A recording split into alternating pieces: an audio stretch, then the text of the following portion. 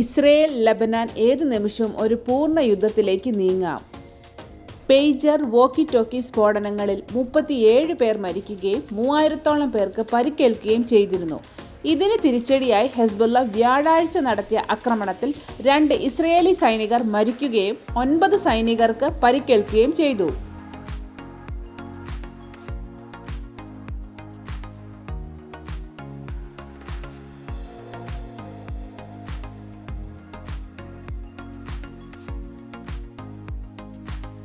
വ്യാഴാഴ്ച മാത്രം 17 military പൊസിഷനുകൾ ആക്രമിച്ചതായി Hezbollah പറഞ്ഞു. ഇസ്രയേലിന്റെ ഭാഗത്തുനിന്ന് പ്രത്യാക്രമണം ഉണ്ടാവുകയും 100ഓളം റോക്കറ്റ് ലോഞ്ചറുകൾ IDF തകർക്കുകയും ചെയ്തു. ഇസ്രയേലി യുദ്ധവിമാനങ്ങളാണ് സദേൺ ലബനോനിനുള്ളിൽ ആക്രമണം നടത്തിയത്. കാഷ്വാലിറ്റീസ് ഒന്നും ഇതുവരെ റിപ്പോർട്ട് ചെയ്തിട്ടില്ല.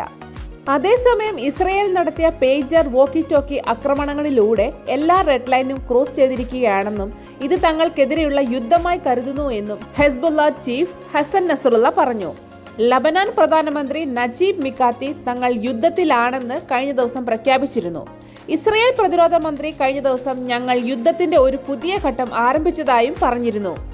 നോർത്തേൺ ഇസ്രയേലിൽ നിന്ന് കുടിയൊഴിപ്പിക്കപ്പെട്ട ലക്ഷക്കണക്കിന് ജനങ്ങളെ പുനരധിവസിപ്പിക്കുകയാണ് തങ്ങളുടെ ലക്ഷ്യമെന്ന് യോവ് ഗാലന്റ് പറഞ്ഞു.